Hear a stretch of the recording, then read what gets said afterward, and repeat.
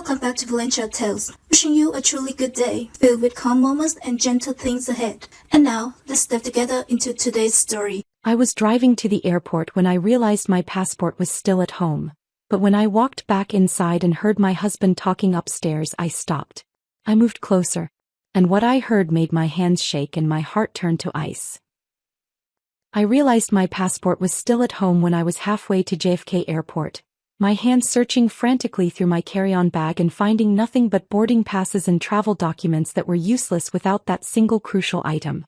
I had left it on my nightstand the previous evening after checking the expiration date one final time. The mistake felt catastrophic in the moment, threatening to derail the London conference I had been preparing for over the past 6 months. I took the next exit and drove back to Brooklyn Heights, my mind already calculating which later flights I could catch if I moved quickly enough. When I walked back inside our brownstone, the front door was unlocked, which should have been my first warning that something was wrong. Jackson never left doors unlocked. But I was too focused on retrieving my passport and getting back on the road to think about it carefully. Then I heard his voice from upstairs and the tone stopped me cold.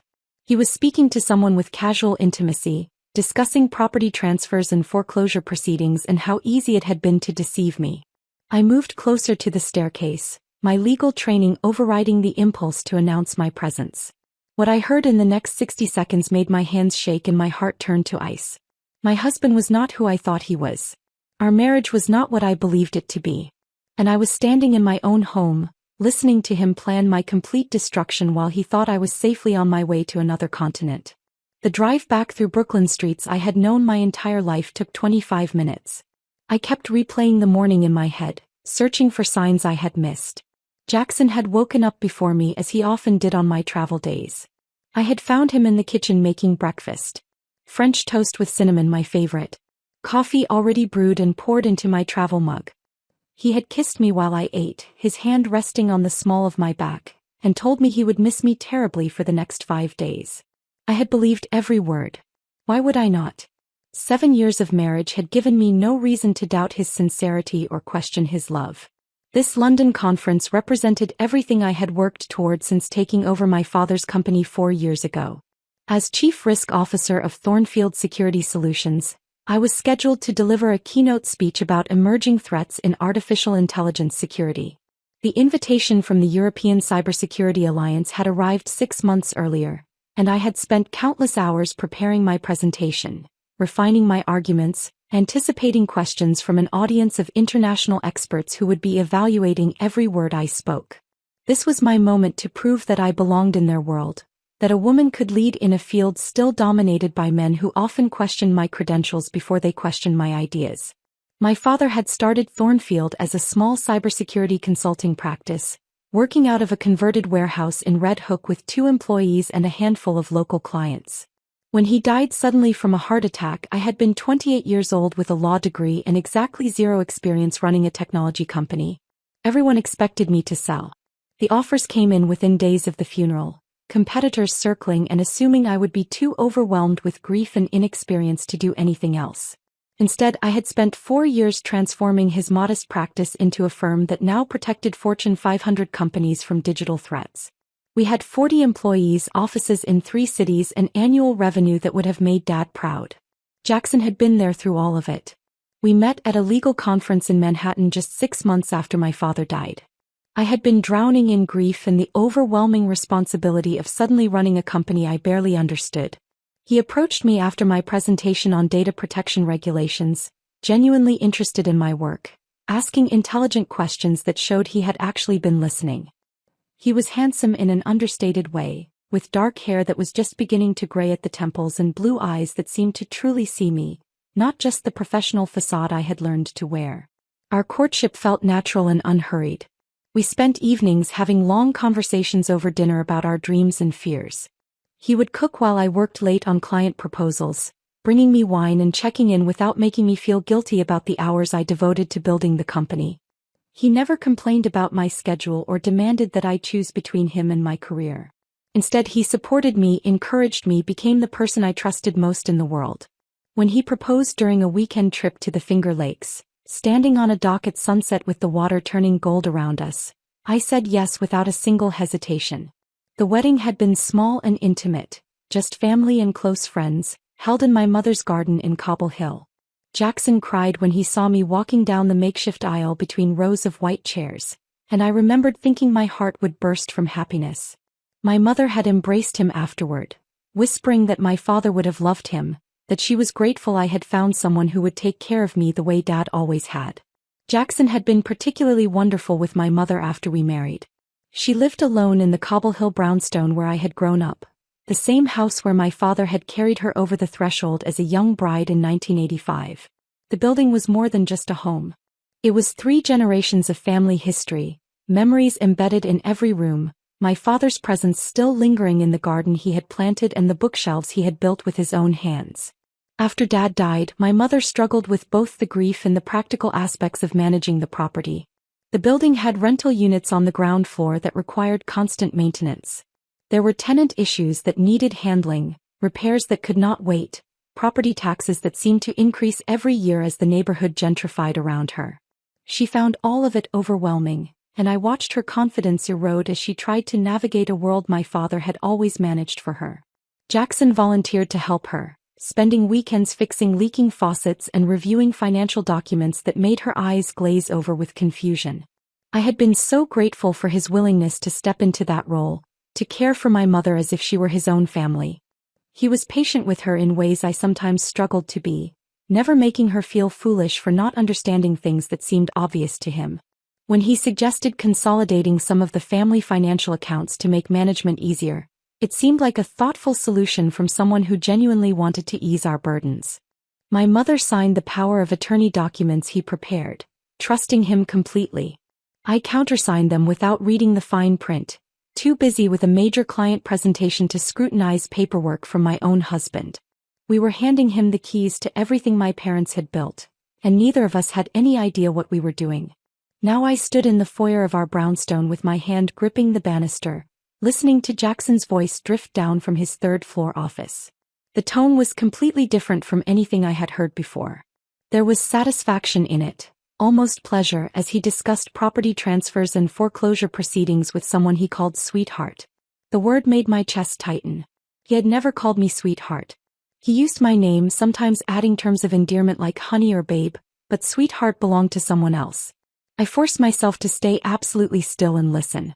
My legal training kicked in, overriding the emotional response that wanted me to run up those stairs and confront him immediately.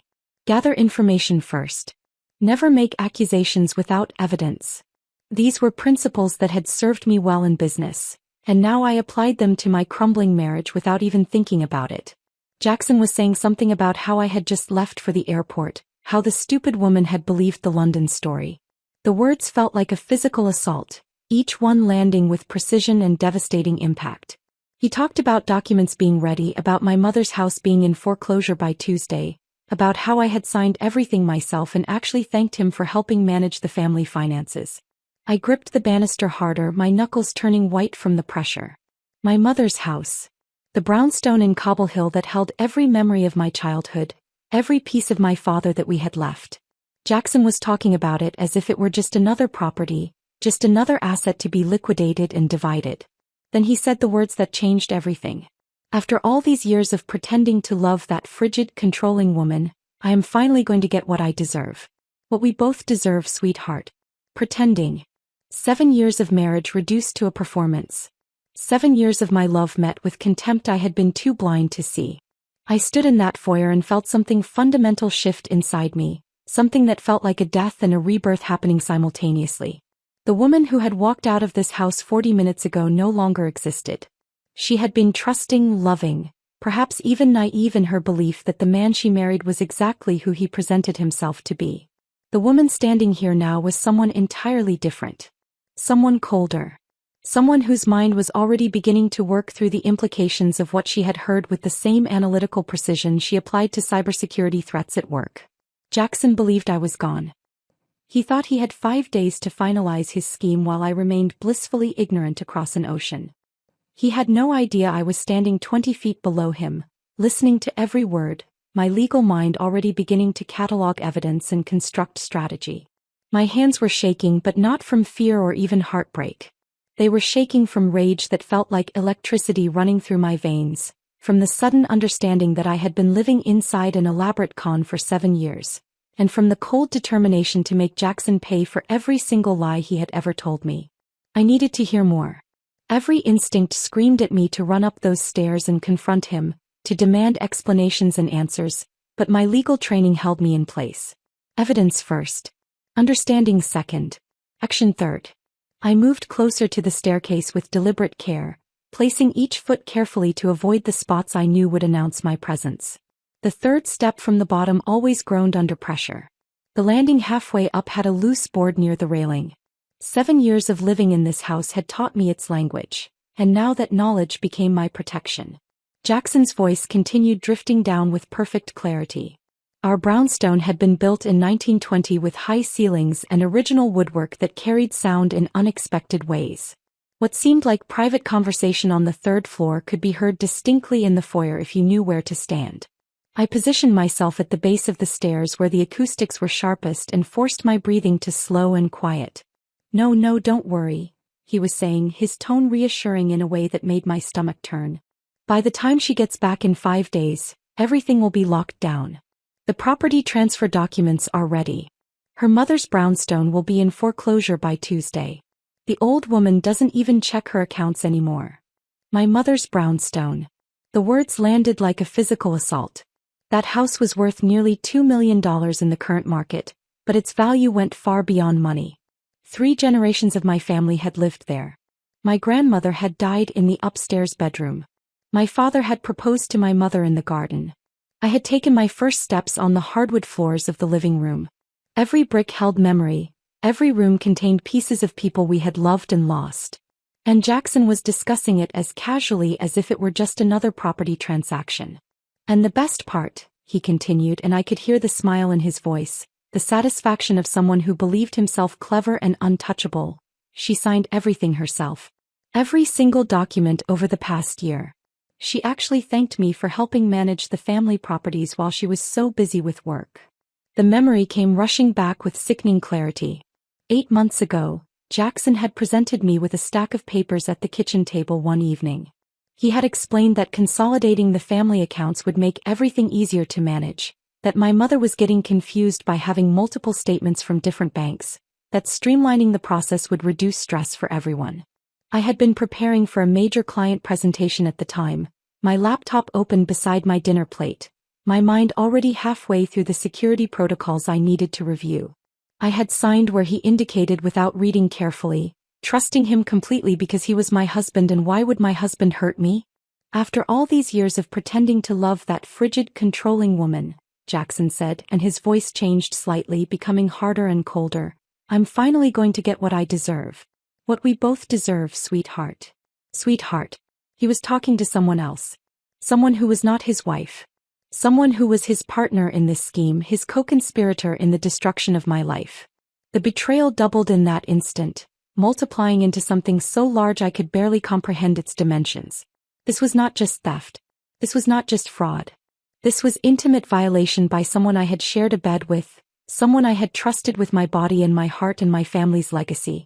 I heard him laugh at something the other woman said, that genuine sound of amusement I had always believed I inspired in him during quiet evenings at home. The laugh I had fallen in love with during our courtship. Except now I understood it had never been for me. Perhaps nothing had ever been for me. Perhaps I had been living with a stranger who wore my husband's face, who performed affection with practiced skill while feeling nothing but contempt. She'll land in London completely clueless, Jackson continued. I've already scheduled the bank appointments for tomorrow morning. The foreclosure auction is set for Tuesday afternoon. By Wednesday we'll have control of the property and can flip it immediately. The market in Cobble Hill is insane right now. We're looking at a clean $700,000 profit after paying off the mortgage and the equity line. $700,000. That was what my mother's home was worth to him. Not the memories or the history or the fact that an elderly woman who had already lost her husband would now lose the only place she had left that felt like home. Just numbers on a balance sheet. Just profit to be extracted and divided. I know, baby, I know, he said, his voice softening with affection that made my chest physically hurt. Just a few more days and we're done. We can finally stop pretending and get out of here. Maybe somewhere warm this time. You've been talking about Costa Rica. We could do that. Buy something on the beach. Live the life we've been planning for all these years. Costa Rica. The beach house. The life they had been planning. While I worked 60-hour weeks building a company, while I traveled for conferences and client meetings, while I trusted him to be the stable foundation of our marriage, he had been planning an escape with another woman. Planning to steal everything and disappear while I was left with nothing but the wreckage of a life I thought was real. I should have felt devastated. I should have collapsed right there on the floor, broken by the magnitude of the betrayal. Instead, something else was happening inside me. Something cold and sharp and focused. The shock was transforming into clarity, the pain crystallizing into purpose. My mind began working through the implications with the same analytical precision I applied to cybersecurity threats at work. Jackson believed I was at the airport. He thought I was boarding a flight that would take me out of the country for 5 days. He had no idea I was standing in our home, listening to every word, learning the full scope of his plan. That ignorance was a weapon I could use. That temporary advantage was everything. I heard him moving around upstairs, his footsteps crossing the office floor. I should go, he said to the woman on the phone. I've got to meet with the attorney this afternoon to finalize the paperwork. I'll call you tonight after everything's signed. Love you, baby. Love you. He told her he loved her with the same casual ease most people used to say goodbye. How many times had he said those words to me while meaning absolutely nothing? How many moments of intimacy had been nothing but performance, calculation, strategic manipulation designed to keep me compliant and trusting? I heard the click of his phone disconnecting, then silence. He was probably reviewing documents, checking his timeline, making sure every piece of his plan was positioned correctly. He had no reason to suspect anything was wrong. No reason to believe his perfect scheme had just been exposed by something as mundane as a forgotten passport. I backed away from the stairs with the same careful precision I had used to approach them. The floorboard near the coat closet. The slight squeak in the hardwood by the door.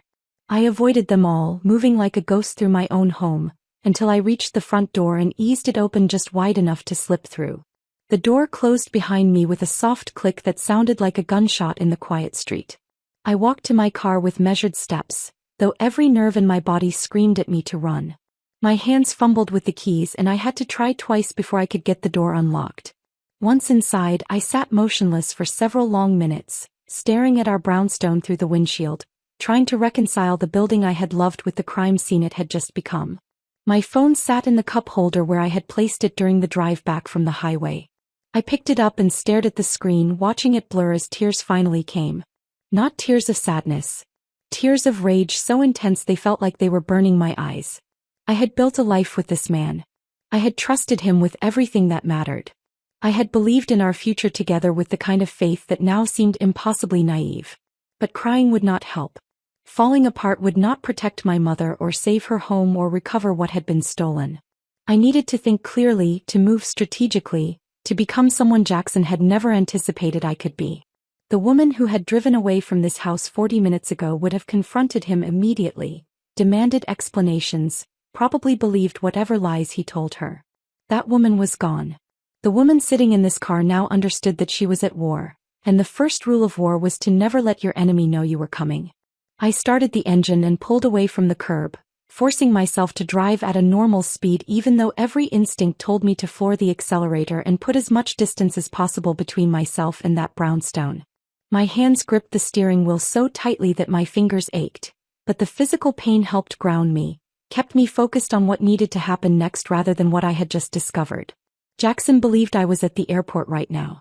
He thought I was checking in for my flight, going through security, boarding a plane that would carry me across the Atlantic and leave him free to execute his plan without interference. That belief was the only advantage I had and I needed to protect it at all costs. I could not go home. I could not contact him. I could not do anything that would alert him to the fact that his carefully constructed timeline had just been shattered by something as mundane as a forgotten passport. I drove through Brooklyn with no clear destination in mind at first, just moving, putting distance between myself and the life that had revealed itself to be a carefully staged performance. My phone sat in the cup holder and I kept glancing at it, half expecting Jackson to call and somehow know that I had overheard everything. But the screen remained dark and silent. He had no reason to suspect anything was wrong. In his mind, I was already gone. After nearly 10 minutes of driving on autopilot, I found myself pulling into the parking lot of a coffee shop in Park Slope, 3 neighborhoods away from Brooklyn Heights. It was a place I had never been before, somewhere Jackson would have no reason to look for me even if he somehow discovered I had not boarded my flight. The coffee shop was quiet at this hour with only a few customers scattered at tables, most of them absorbed in laptops or books. I chose a booth in the back corner where I could see the entrance but remain relatively hidden from casual observation. My hands were shaking as I pulled out my phone. I needed help, but I needed to be strategic about who I contacted and what I revealed. The wrong move now could destroy everything. I took several deep breaths, forcing myself to think clearly despite the adrenaline still coursing through my system. Years of managing crisis situations at work had taught me that panic was the enemy of effective action. Assessment first. Strategy second. Implementation third. The first call went to Diana, my executive assistant. She answered on the second ring, her voice carrying its usual professional efficiency. "Mia, you should be boarding soon. Is everything okay? I need you to do something for me," I said, keeping my voice as steady as possible. "And I need you not to ask questions right now. Can you do that?" There was a brief pause, and I could almost hear her recalculating, recognizing the seriousness in my tone. Diana had worked for me for 6 years. She knew when something was genuinely wrong. "Of course. What do you need?" "Call the conference organizers in London. Tell them I've had a family emergency and cannot attend. Then I need you to cover for me at the office. If anyone asks where I am, tell them I'm at the conference as scheduled. Unreachable except by email." Another pause, longer this time. "Mia, what's going on? Are you safe?" That simple question nearly shattered the composure I was desperately trying to maintain. Diana was not just an employee. She had become a friend over the years, someone who noticed when I was stressed or overwhelmed, who brought me coffee during long afternoons and covered for me when meetings ran late. The concern in her voice made tears prick at my eyes, but I forced them back. "I'm safe," I managed to say. "I promise I'll explain everything soon. But right now I need you to trust me and do exactly what I'm asking." "You're in London," Diana said quietly. "Got it, Mia. Whatever's happening, I've got your back." I ended the call before my voice could break and sat staring at my phone screen for a long moment. One step completed. Now for the harder part. Vanessa had been my college roommate, the person who had seen me through my father's death and the early terrifying months of running Thornfield when I had no idea what I was doing. After graduation, she had become a forensic accountant, specializing in tracking hidden assets and uncovering financial fraud for law firms and private clients. We still met for dinner once a month when our schedules allowed, maintaining the kind of deep friendship that survives distance and busy careers. If anyone could help me understand the scope of what Jackson had done, it was Vanessa. She answered on the first ring. "Mia, I thought you were flying to London today. I need your help," I said, and this time I could not keep the slight tremor out of my voice. "And I need absolute confidentiality. Can you come to Brooklyn? Right now." "What's wrong? You sound strange." "Please, Vanessa. I can't explain over the phone. Can you come? I'm in my office in Manhattan. I can be there in 30 minutes. "Where?" I gave her the address of the coffee shop and hung up, then ordered a coffee I had no intention of drinking just to justify occupying the booth. The barista was young, probably a college student working a shift between classes, and she smiled at me with the kind of automatic friendliness that felt completely disconnected from the reality I was living in. I carried my coffee back to the booth and sat staring at the steam rising from the cup, watching it twist and dissipate in the air-conditioned atmosphere. Vanessa arrived in 28 minutes, her red hair pulled back in a professional bun, her expression shifting from concern to alarm as she slid into the booth across from me and got a good look at my face. "Talk to me," she said simply. So I told her everything I had overheard. The conversation about property transfers and foreclosures. My mother's brownstone being sold out from under her. The documents I had signed without understanding what they really meant. The woman Jackson called sweetheart, his partner in whatever scheme he had been running. By the time I finished, Vanessa's expression had transformed from alarm into the cold professional focus I had seen her use when analyzing financial records in court cases. "We need to look at your accounts," she said, already pulling her laptop from her bag. "All of them." Joint accounts, investment portfolios, property holdings, everything. And we need to do it right now before he has any chance to realize you know. I can access most of it from my phone, I said, pulling up my banking app with fingers that still trembled slightly. What we discovered over the next 2 hours made the initial shock of overhearing Jackson's conversation seem almost quaint by comparison. Vanessa worked with methodical precision, guiding me through accessing accounts I had barely looked at in months because I had trusted my husband to manage our finances competently. Trust. That word kept echoing in my head with increasingly bitter irony. The joint checking account looked normal at first glance. Regular deposits from my salary. Normal expenses for groceries, utilities, mortgage payments. But when Vanessa started examining the transaction history more carefully, patterns emerged that made my stomach turn. Small transfers out of the account, usually between $1,500 and $3,000, happening every few weeks for the past 18 months. The amounts were carefully calibrated to stay below the threshold that would trigger automatic fraud alerts from the bank. Where is this money going? I asked, watching Vanessa's fingers fly across her keyboard. An account registered to something called Hearthstone Properties, she said, her voice tight with controlled anger. Give me a few minutes. I need to make some calls. She stepped outside to use her phone, speaking in the abbreviated technical shorthand of financial forensic specialists, and I sat alone in the booth watching her through the window. She made 3 calls, each one progressively longer, and with each conversation her expression grew grimmer. When she finally came back inside and sat down across from me, I knew the news was going to be worse than I had imagined. Mia, she said carefully, Jackson Rourke Brennan is not his real name. Or rather, Brennan is not his original surname. She turned her laptop screen toward me and I found myself staring at a criminal record. Jackson Rourke. Convicted of investment fraud in Connecticut 8 years ago. Served 2 years in a minimum security prison.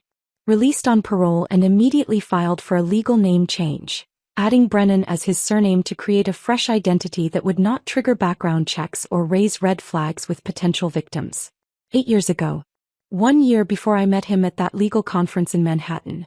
1 year before he had approached me after my presentation with what I had believed was genuine interest in my work. Everything had been calculated from the very first moment. There's more, Vanessa said quietly, and she pulled up social media profiles on her screen.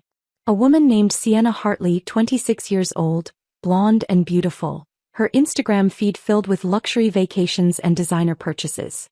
And there, in the background of a beach photo, partially obscured but unmistakable, was Jackson. She's his partner, Vanessa said. They're listed as co-owners of Hearthstone Properties.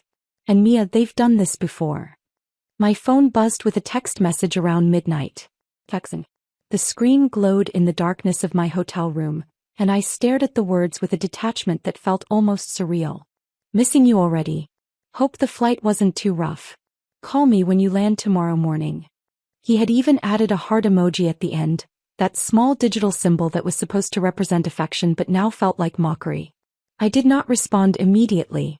Instead, I calculated the time difference, thought about when someone arriving in London after an overnight flight would reasonably be expected to call, and made a note to contact him at the appropriate hour. Every detail mattered now. Every action had to support the fiction that I was exactly where he believed me to be. But sleep would not come that night. I lay in the unfamiliar bed of the Lower Manhattan hotel where I had checked in under Diana's name, staring at the ceiling and thinking about my mother. She would be asleep right now in the Cobble Hill brownstone, completely unaware that the home she had lived in for 40 years was being stolen from her. Jackson had scheduled the foreclosure auction for Tuesday. Today was Thursday. I had 5 days to stop it, but first I needed to understand exactly what he had done. Morning arrived with gray light filtering through the hotel curtains. I showered and dressed mechanically, then drove to Cobble Hill before I could second-guess the decision. My mother was an early riser, always had been, and I knew I would find her awake even at 7 in the morning. The brownstone looked exactly as it always had, its brick facade warm in the morning sun, the garden my father had planted still thriving despite his absence. I sat in my car for several minutes, gathering courage for a conversation I desperately did not want to have. How do you tell your mother that the man she trusted, the man who had fixed her leaking faucets and reviewed her bank statements and treated her with such apparent kindness, had been systematically robbing her?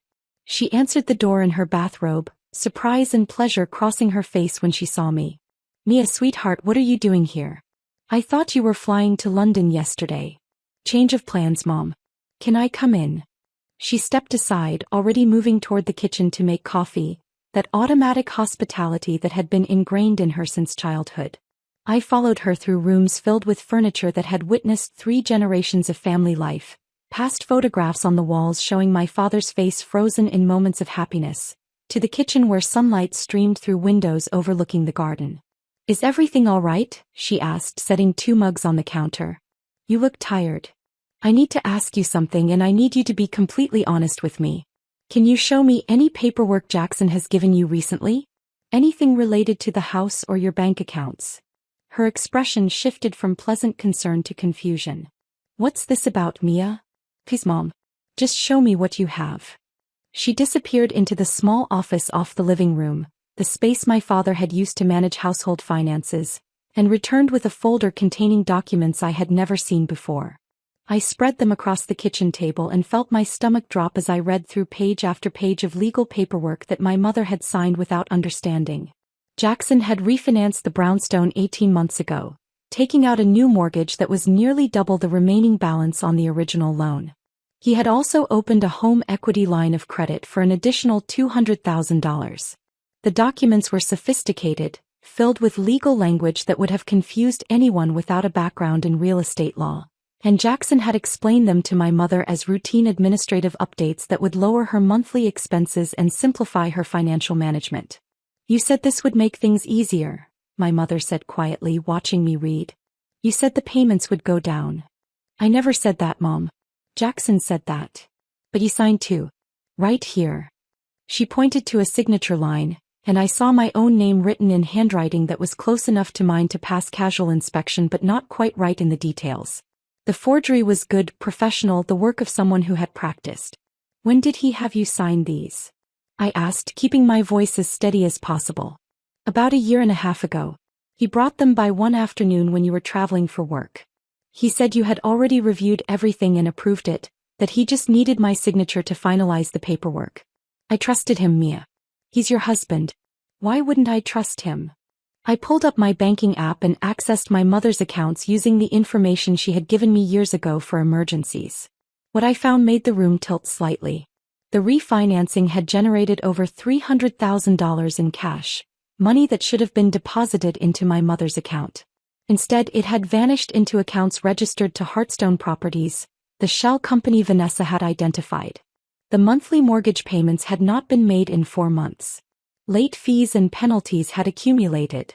The bank had filed foreclosure proceedings 2 weeks ago, sending notices to a post office box that Jackson controlled. "Mom," I said carefully, "when was the last time you actually received a bank statement in the mail?" She thought about it, confusion deepening on her face. Jackson said he had everything switched to electronic statements to save paper. He said he would review them and let me know if there were any problems. Of course he had. He had intercepted every piece of communication that might have alerted her to what was happening. She had been living in her home with no idea that she was about to lose it. "Your house is in foreclosure," I told her, the words feeling like stones in my mouth. "The auction is scheduled for Tuesday." The color drained from her face. She sat down heavily in one of the kitchen chairs, her hand reaching out to grip the table edge. "That's not possible. Jackson said everything was fine. He said the new mortgage made everything easier. Jackson has been stealing from you, Mom. From both of us. And I'm going to stop him, but I need you to trust me now and not contact him about any of this. Can you do that?" She nodded slowly, tears beginning to track down her face, and I felt rage burn through me with renewed intensity. This was not just about money or property.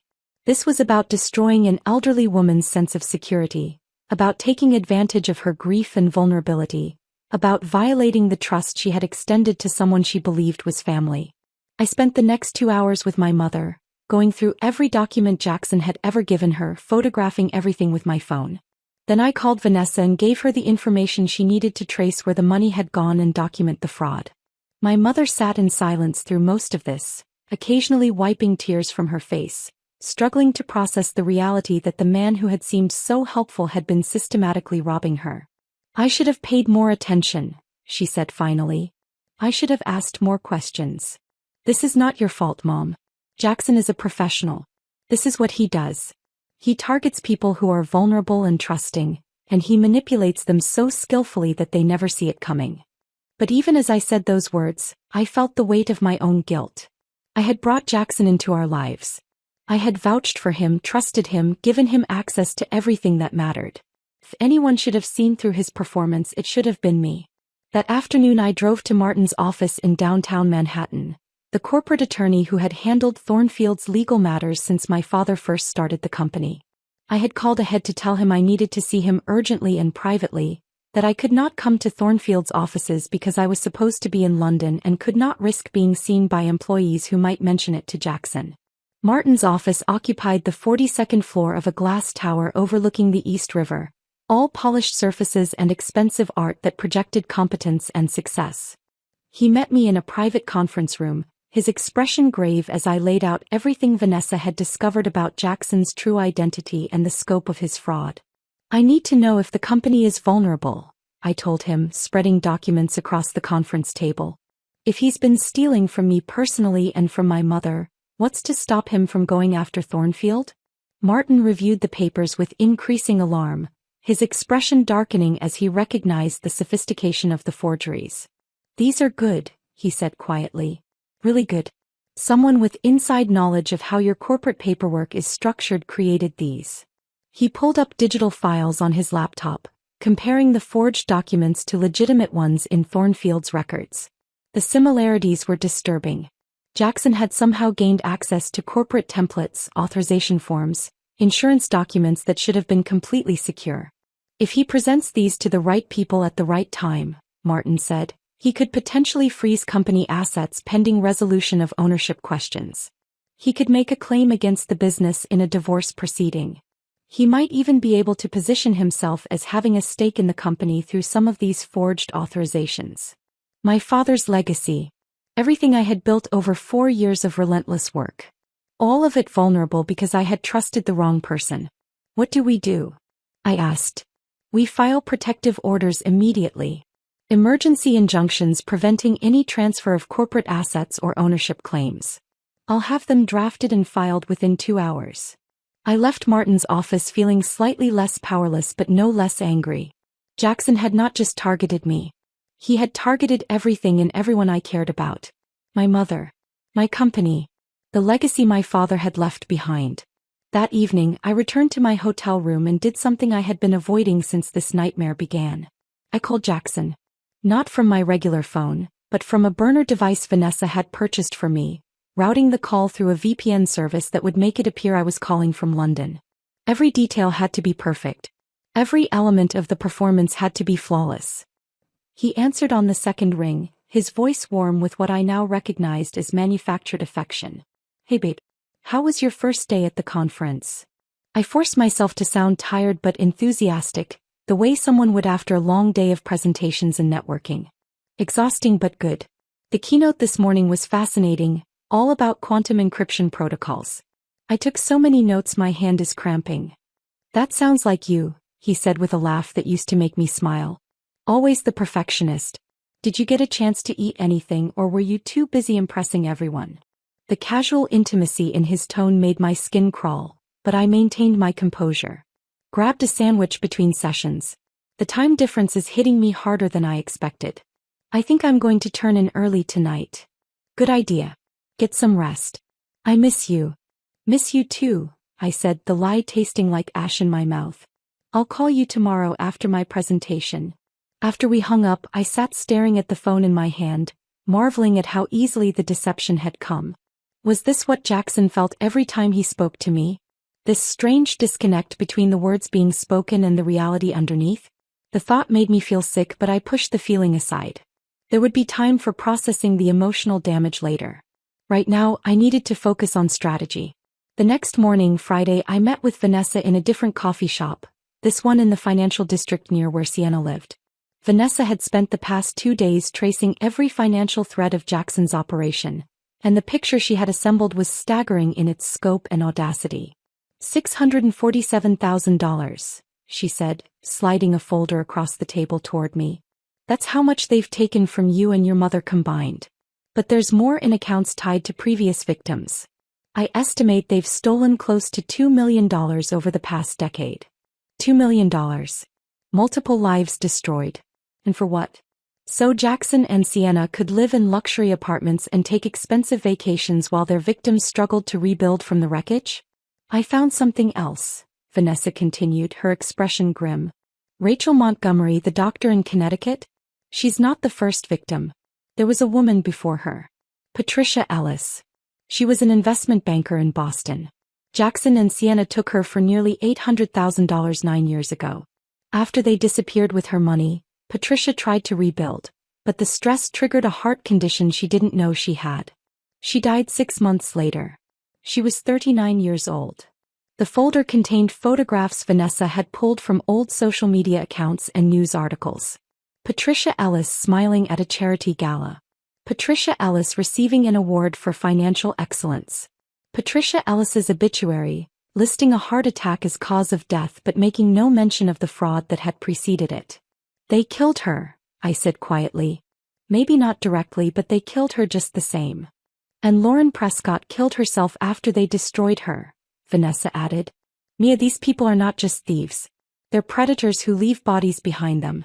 If we don't stop them now, completely and permanently, they'll just do this again to someone else. I knew she was right. Protecting myself and my mother was not enough. This had to end in a way that ensured Jackson and Sienna could never hurt anyone again. That afternoon I did something that even Vanessa thought was risky. I went to Sienna's apartment in the financial district. I had prepared carefully, dressing in professional attire that suggested business rather than confrontation, carrying a leather portfolio that contained a hidden recording device. When I knocked on her door, I wore an expression of friendly professionalism that gave away nothing of the rage burning beneath the surface. Sienna answered wearing designer athleisure where that probably cost more than most people's monthly rent. She was even more striking in person than in her social media photos, with the kind of effortless beauty that came from expensive maintenance and genetic luck. Her expression was friendly but cautious, the wariness of someone who lived a life built on deception and had learned to evaluate threats quickly. "Can I help you?" she asked, not opening the door fully. "I hope so. My name is Jennifer Ross. I'm a freelance journalist writing a feature about young entrepreneurs in the property investment space. Your name came up in my research and I was hoping you might have a few minutes to talk about your success with Hearthstone Properties." I watched her expression shift from caution to interest. Greed and vanity, the twin weaknesses that made con artists vulnerable to being conned themselves. She opened the door wider and gestured me inside. Her apartment was exactly what I had expected. Floor-to-ceiling windows overlooking the harbor. Furniture that belonged in design magazines. Art on the walls that was either very expensive or very good reproductions. Everything about the space screamed money, and I knew with certainty that none of it had been earned honestly. "I'm always happy to talk about my work," Sienna said, settling onto a white leather sofa and gesturing for me to sit across from her. "What specifically would you like to know?" I asked her questions about property investment, about her business model, about how she had achieved such success at a young age. She answered with practiced smoothness, weaving a story about market research and smart investments and taking calculated risks. Every word was a lie, but she delivered the lies with complete confidence. After about 15 minutes of this performance, I shifted the conversation slightly. "I'm particularly interested in how you identify undervalued properties. What's your process for finding opportunities that other investors might miss?" "Well, it's really about understanding human psychology," she said, warming to the topic. "People make emotional decisions about property, especially when they're in vulnerable situations. If you can identify those situations early, you can position yourself to acquire assets at below market value." Vulnerable situations. She was describing her victims without even realizing it. "That's fascinating," I said, leaning forward slightly. "Can you give me a specific example? Obviously nothing confidential, but maybe a general scenario of how this works in practice." She hesitated for just a moment and I could see her calculating whether to continue. But the combination of flattery and what she perceived as journalistic interest won out over caution. "Okay, so for instance there's a property in Cobble Hill we're closing on next week. The owner is an elderly woman who got overwhelmed managing the building after her husband died. We helped her refinance to make things easier, and now we're positioned to acquire the property at the foreclosure auction for about 60% of its market value. Once we flip it, we're looking at a profit of around $700,000. My mother's house. She was sitting in her luxury apartment, discussing the theft of my mother's home with the casual indifference of someone describing a routine business transaction. The recording device in my portfolio captured every word. That's impressive, I said, keeping my voice neutral despite the fury building in my chest. And you do this with a partner, correct? Jackson Brennan. Jackson Rourke, she corrected automatically, then caught herself. I mean, yes, Jackson Brennan. We've been working together for years. I pulled out my phone and opened it to a photograph. Not of Sienna and Jackson, but of Patricia Ellis and Lauren Prescott, the two victims whose lives had ended because of what Jackson and Sienna had done to them. Do you recognize these women? I asked, holding the phone where she could see the screen. Her face went pale. Who are you? My name is not Jennifer Ross. It's Mia Thornfield. And that property in Cobble Hill you're planning to steal? That's my mother's house. The one you and Jackson have been systematically robbing while he pretended to be my husband. She stood up quickly, backing toward the door. I think you need to leave. These women are dead, I continued, my voice remaining calm despite the emotions churning inside me. Patricia Ellis and Lauren Prescott. Dead because of what you and Jackson did to them. How many others, Sienna? How many lives have you destroyed? Get out of my apartment, she said, her voice rising. Get out or I'm calling the police. Please do, I said, standing but not moving toward the door. I'd love to explain to the police exactly what you and Jackson have been doing. I have documentation of everything. Bank records, forged documents, evidence of your previous victims. I've spent the last 3 days building a case that will put both of you in prison for a very long time. Her hand was on her phone, but she had not dialed yet. I could see her mind working, trying to calculate her options and finding them all closed off. Or, I continued, you could cooperate. Tell me everything. Every detail of your operation, every account where you've hidden money, every victim you've targeted. Do that and maybe I'll mention your cooperation when I speak to the district attorney. She stared at me for a long moment, and I saw the exact instant when her survival instinct overrode her loyalty to Jackson. I want a lawyer, she said. And I want immunity. Then you better have something worth trading, I replied. Sienna sat back down on her white leather sofa, but the confident posture from earlier had vanished. Her shoulders were tight, her hands clasped together in her lap, and I could see her mind working through calculations that were rapidly producing unfavorable outcomes. She was cornered and she knew it. I need to make a call, she said finally, her voice lacking the smooth confidence it had carried just minutes earlier. Go ahead, I replied, settling back into my chair with my portfolio still recording every word. But understand that the clock is ticking. Jackson is planning to execute your scheme tomorrow morning. Once he does that, you're both going down together. But if you cooperate with me now before he makes his move, you might have something to bargain with. She picked up her phone but did not dial immediately. Instead, she stared at the screen as if it might provide answers to questions she was afraid to ask. When she finally spoke, her voice was quiet. How long have you known? 5 days. I came home for my passport and heard Jackson on the phone with you, discussing how stupid I was and how easy it had been to fool me. I've spent every moment since then building a case against both of you. She looked up at me, and for the first time I saw something other than calculation in her expression. Fear, genuine and undisguised. He said you were in London. That's what he believes. That's what everyone believes except the people helping me build the case against him. Against both of you. I want a deal, she said abruptly. Full immunity in exchange for everything I know. That's not my decision to make. But I can tell you that the district attorney will be a lot more interested in talking to you if you provide information before Jackson executes tomorrow morning than after. Right now you're co-conspirators. But if you flip on him first, you become a witness instead of just another defendant. She made her call then to a lawyer whose name I did not recognize, speaking in hushed tones that I could not quite make out. The conversation lasted several minutes, and when she hung up, some of the fear had been replaced by a harder expression that suggested she had made a decision. My attorney says I should not talk to you without him present and without a formal agreement from the district attorney's office. Smart lawyer, I said, standing and collecting my portfolio. You should listen to him. But understand something, Sienna. Every hour you wait is an hour that Jackson gets closer to executing. And once he does that, your value as a cooperating witness drops significantly. Think about whether you want to go down with him or save yourself. I walked toward the door, then paused and turned back to face her. Patricia Ellis and Lauren Prescott. Those women are dead because of what you and Jackson did. You can't bring them back, but you can make sure there are no more victims after me. That has to mean something even to someone like you. I left her apartment and returned to my car, where Vanessa was waiting in the passenger seat. She had been monitoring the recording remotely through a device connected to my portfolio, and her expression was grim. She's going to flip, Vanessa said. I could hear it in her voice. She's more afraid of prison than she is loyal to Jackson. Good. Let her be afraid. Fear makes people tell the truth. Sunday evening arrived with the weight of everything that was about to happen pressing down on my shoulders. I sat in my hotel room and composed a text message to Jackson, routing it through the VPN to make it appear I was sending it from London. The message was simple and ordinary, exactly what he would expect from a wife returning from a business trip.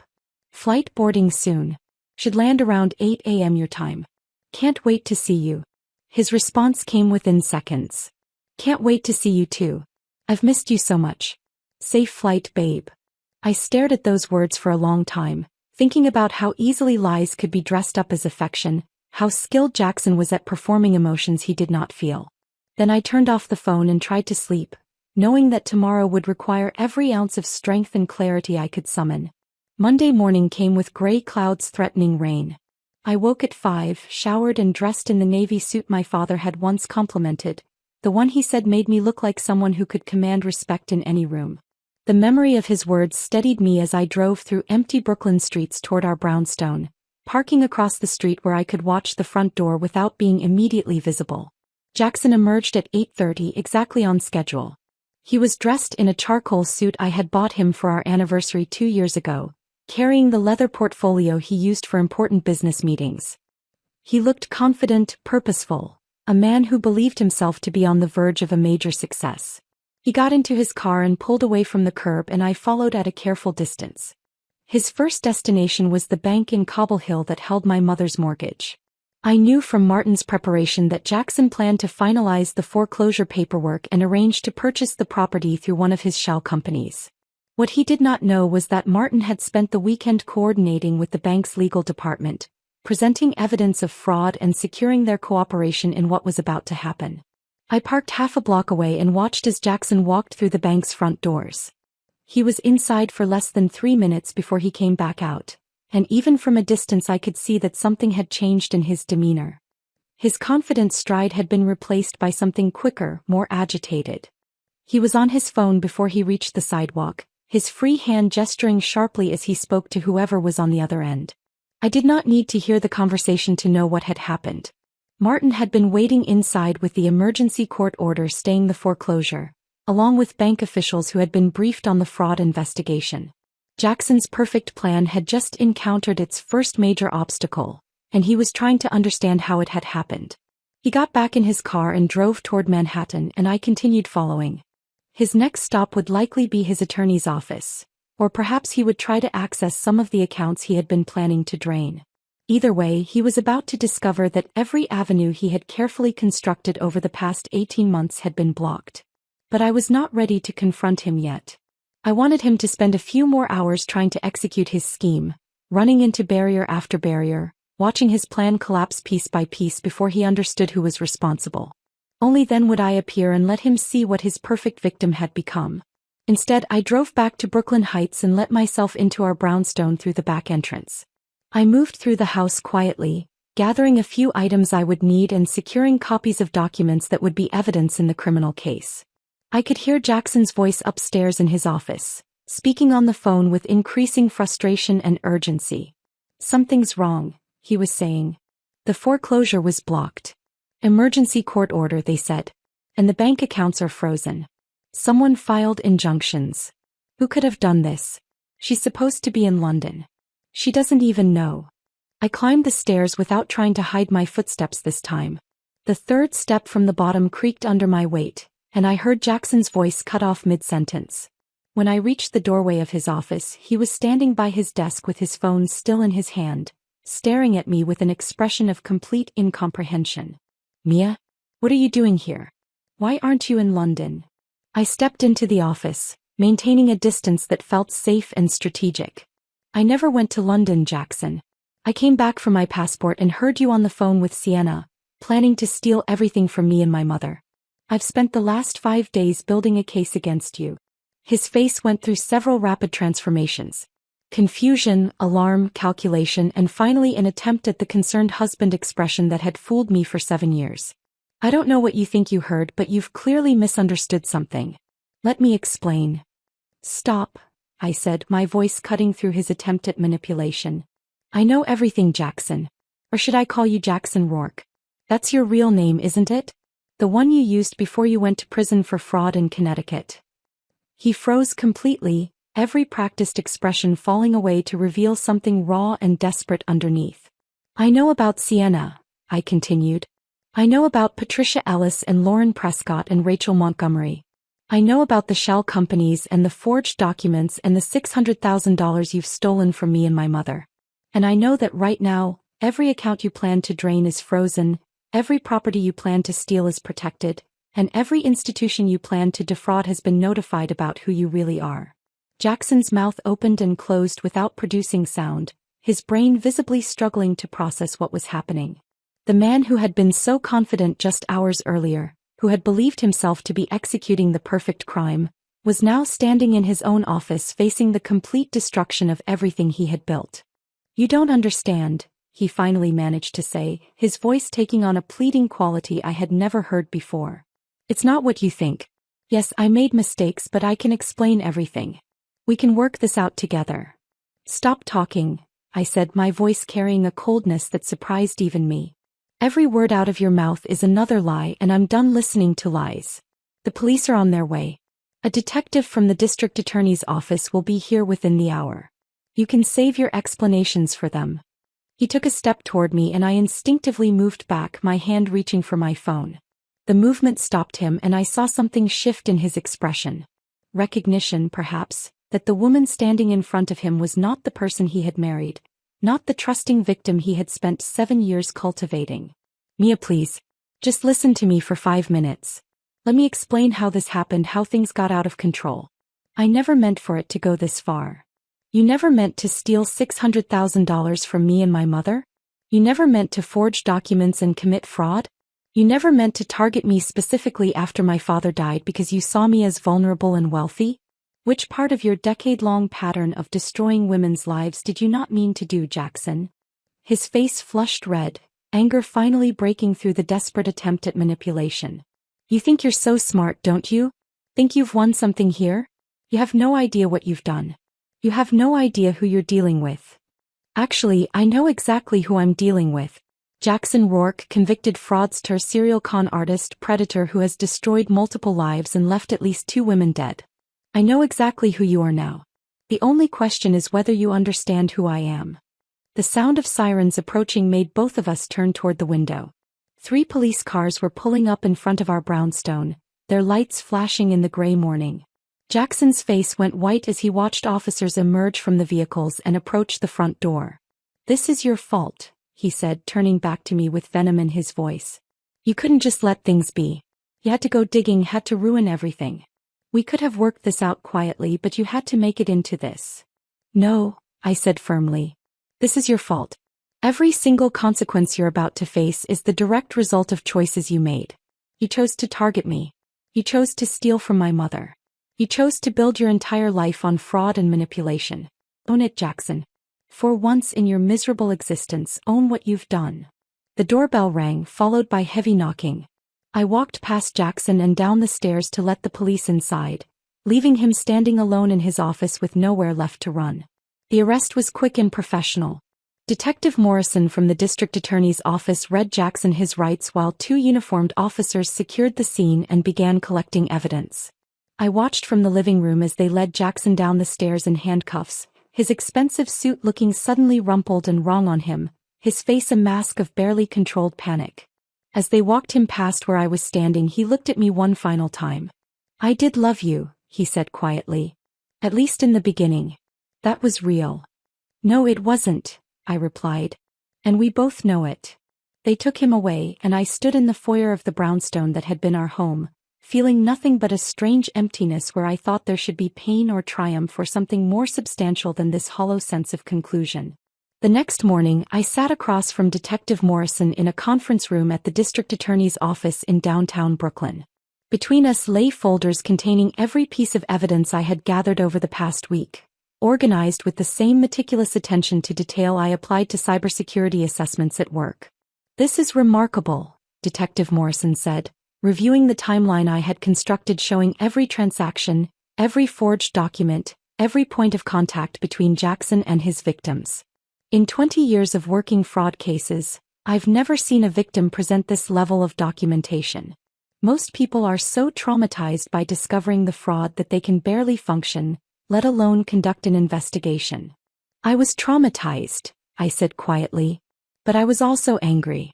And I know how to conduct investigations. It's part of what I do professionally. I just applied those same skills to my personal situation." He nodded, making notes on a legal pad. "The recorded conversation with Sienna Hartley is particularly valuable. She admitted to knowing about the scheme, to targeting you specifically, to having done this to previous victims. That's going to be extremely difficult for her attorney to explain away. She called her lawyer after I left her apartment. I assume she's trying to negotiate some kind of deal." "She is," Detective Morrison confirmed. "Her attorney reached out yesterday afternoon. She wants full immunity in exchange for testifying against Jackson, providing documentation of their entire operation, and identifying other victims we might not know about." "Are you going to give her immunity?"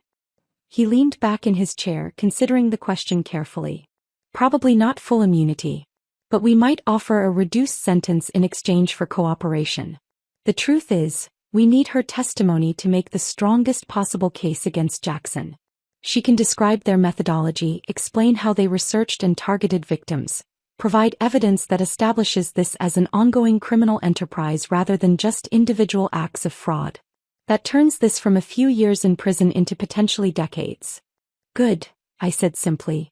"I want him in prison for as long as legally possible. Not because I'm vindictive, but because every year he spends locked up is a year he can't do this to someone else." "There's something else you should know," Detective Morrison continued, pulling another folder from his briefcase. "After news of Jackson's arrest started circulating, we received calls from 3 additional women who believe they were victimized by him and Sienna. One in Pennsylvania, one in New Jersey, one in Massachusetts. The cases go back almost 12 years. We're still investigating, but the pattern is consistent with what you've documented. 12 years. More victims than even Vanessa had been able to identify. How many lives had Jackson destroyed? How many women had trusted him the way I had, only to discover too late that everything had been a performance? I want to help them," I said. "The other victims. If there's anything I can do to support their cases or help them recover, I want to do it." Detective Morrison smiled slightly. "I thought you might say that. I'll make sure you're connected with the Victim Services Coordinator. In the meantime, we'll be filing formal charges later today. Multiple counts of fraud, forgery, identity theft, and conspiracy. Jackson is looking at 15 to 20 years if convicted on all counts." The preliminary hearing was held 3 weeks later in a Brooklyn courtroom that smelled of old wood and floor polish. I sat in the gallery with my mother beside me, watching as Jackson was led in wearing an orange jumpsuit that made him look smaller and less significant than the man who had dominated my life for 7 years. His attorney, a sharp-looking woman in an expensive suit, sat beside him whispering what I assumed were strategic instructions. The prosecutor laid out the case with clinical precision, describing the pattern of fraud that had begun more than a decade earlier and had continued through multiple victims across multiple states. She presented evidence of forged documents, fraudulent property transfers, stolen funds that totaled well over $1 million when all victims were accounted for.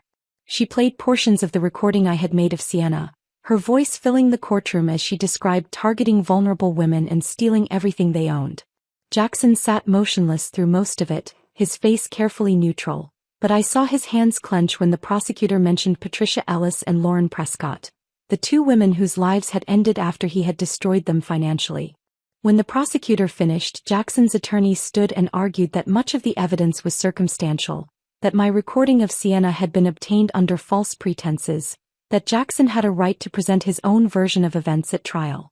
The judge listened impassively and then set bail at $2 million, an amount Jackson could not possibly meet given that all his assets had been frozen. As they led him back out of the courtroom, Jackson's eyes found mine in the gallery. There was no pleading in his expression this time, no attempt at manipulation. Just cold hatred that confirmed everything I had come to understand about who he really was. My mother reached over and squeezed my hand. "Your father would be proud of you," she whispered. "Not just for stopping Jackson but for how you did it. With intelligence and strategy instead of just emotion." I squeezed back, feeling tears prick at my eyes for the first time since this nightmare had begun. "I wish Dad was here," I said quietly. "I wish he could have protected us from this." "He did protect us," my mother replied. "He raised you to be strong and smart and capable of protecting yourself. That's the greatest gift a parent can give." We left the courthouse together that afternoon, my mother and I walking down the stone steps into gray November light that felt appropriate for the moment. There was no celebration, no sense of victory, just a quiet exhaustion that came from carrying the weight of betrayal for so long and finally being allowed to set it down. "What happens now?" my mother asked as we reached the street where I had parked. "How we rebuild," I said simply. "Everything he tried to destroy we put back together. Better and stronger than before." But I knew even as I spoke those words that rebuilding would be more complicated than the statement suggested. Some things once broken could never be fully restored to their original form. They could only be transformed into something different, something that carried the scars of what had been done to them. The months that followed Jackson's sentencing were filled with practical necessities that left little room for emotional processing. Vanessa worked with forensic accountants and law enforcement to trace the stolen funds through the maze of shell companies and offshore accounts Jackson and Sienna had created. The recovery process was slow and frustrating, complicated by the fact that a significant portion of the money had been spent on Sienna's luxury lifestyle and could never be reclaimed. Designer clothes and exotic vacations leave no assets to seize, no accounts to freeze, just receipts documenting how other people's life savings had been converted into temporary pleasures. In the end, we recovered approximately 62% of what had been stolen from me and my mother. Not everything, but enough to stabilize what Jackson had tried to destroy. I used a portion of those recovered funds to pay off my mother's brownstone completely, then worked with Martin to establish a trust that would protect the property from any future attempts at fraud or manipulation. The house that had nearly been lost was now secured in a way that gave my mother genuine peace for the first time since my father's death. Thornfield Security Solutions required a different kind of rebuilding. The company itself had survived Jackson's attempt at corporate fraud intact, thanks to the emergency injunctions Martin had filed. But the public nature of the case had raised questions among some clients about whether my personal vulnerabilities indicated weaknesses in the security protocols we provided to protect their organizations. I spent months in meetings explaining to executives and board members how even the most sophisticated security measures could be compromised by social engineering and manipulation, how Jackson's fraud was less about technological vulnerabilities and more about human psychology. What surprised me was that most clients found my willingness to be transparent about what had happened to me more reassuring than troubling. I developed a presentation about the lessons I had learned from being targeted by a professional con artist, transforming my painful experience into educational content that helped security officers and executives recognize similar threats in their own organizations. The presentation became one of our most requested offerings, and Thornfield actually gained clients as a result of my public discussion of how manipulation and fraud operate in practice rather than just in theory. But the professional rebuilding was easier than the personal recovery. I found myself unable to trust in ways that had once come naturally. Every new person I met was evaluated through a lens of suspicion that I could not turn off. Every act of kindness was examined for hidden motives. Every relationship was tested for signs of manipulation or performance. I knew intellectually that this was not a healthy way to live, that Jackson had damaged something fundamental in my ability to connect with other people. But knowing something intellectually and being able to change it emotionally were entirely different challenges. Diana noticed the change in me during our weekly planning meetings. 6 months after Jackson's sentencing, she brought me coffee one morning and closed my office door before sitting down across from my desk. "You need to talk to someone," she said without preamble. "A therapist, I mean. Someone who specializes in trauma." "I'm fine," I said automatically, the response I had been giving everyone who asked. "You're not fine, Mia. You're functioning, which is impressive given what you've been through. But functioning is not the same as healing. You've rebuilt the business and saved your mother's house and put Jackson in prison. Now you need to rebuild yourself, and that requires help." He was right, of course. I started seeing a therapist who specialized in complex trauma and betrayal.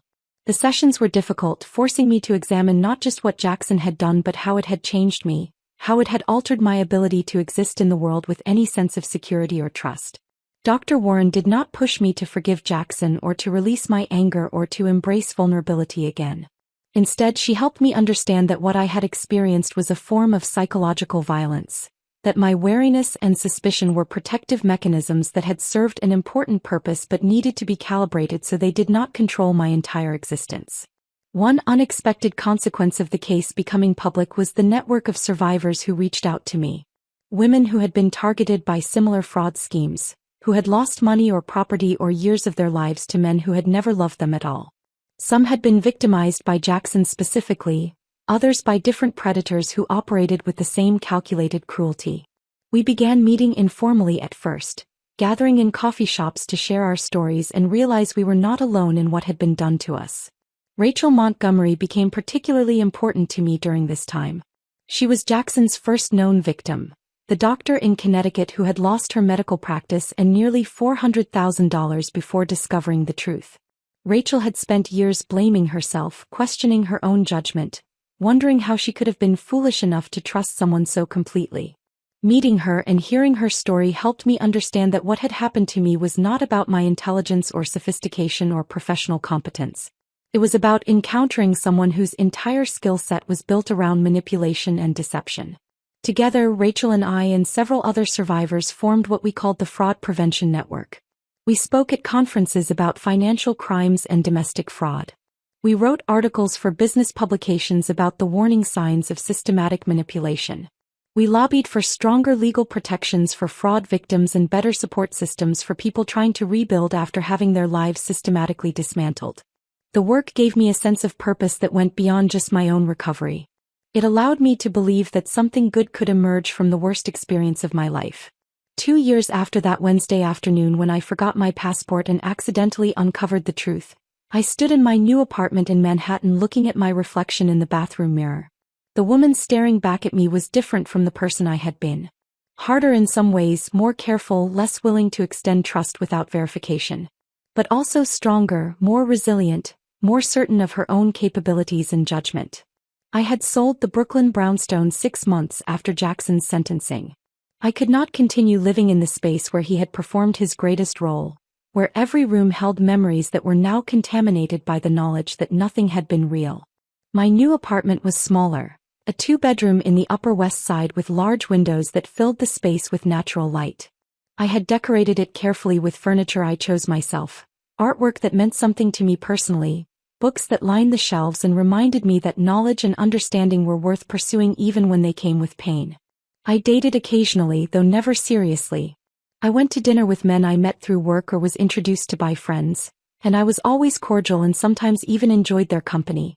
But I never allowed anyone to get truly close, never let down the walls I had built to protect myself from being vulnerable again.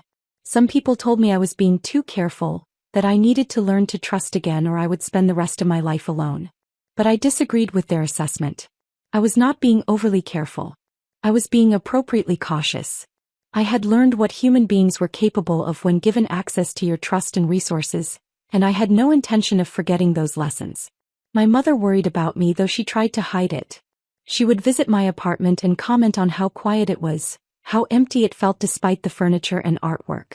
She would ask if I had met anyone interesting lately, her tone carefully casual but her concern obvious underneath. I would reassure her that I was fine, that I was focused on my work and my advocacy and the life I was building on my own terms. She would nod and say she understood, But I could see in her eyes that she wondered whether Jackson had stolen not just money but also my ability to believe in genuine human connection. Perhaps he had. Or perhaps I had simply learned a truth about the world that other people were fortunate enough to avoid. Either way, the woman in the mirror was the woman I had become. Not broken despite what others might think. Not damaged beyond repair. Simply changed in ways that could not be undone, carrying knowledge that could not be forgotten, living with a clarity about human nature that was both burden and protection. I thought about Jackson sometimes, locked in a federal prison upstate where he would spend the next decade and a half. I wondered if he understood what he had done, if he felt remorse for the lives he had destroyed, or if he simply regretted getting caught. I suspected the latter. People like Jackson did not experience genuine remorse because they did not see other people as fully human. We were resources to be exploited, roles to be performed, obstacles to be overcome or avoided. But he had made one critical mistake. He had targeted someone who refused to be destroyed, someone who had the resources and intelligence and sheer stubborn determination to fight back. And in doing so, he had created exactly the kind of enemy he should have feared most. The woman in the mirror smiled slightly at that thought, then turned away and went back to living the life she had built from the ruins of betrayal. If this story of strategic revenge kept you captivated until the very end, hit that like button right now. My favorite part was when Mia stood in her foyer listening to Jackson's phone conversation, realizing in that single moment that her entire marriage had been an elaborate lie. What was your favorite moment? Drop it in the comments below. Don't miss more compelling stories like this. Subscribe and hit that notification bell so you never miss an upload.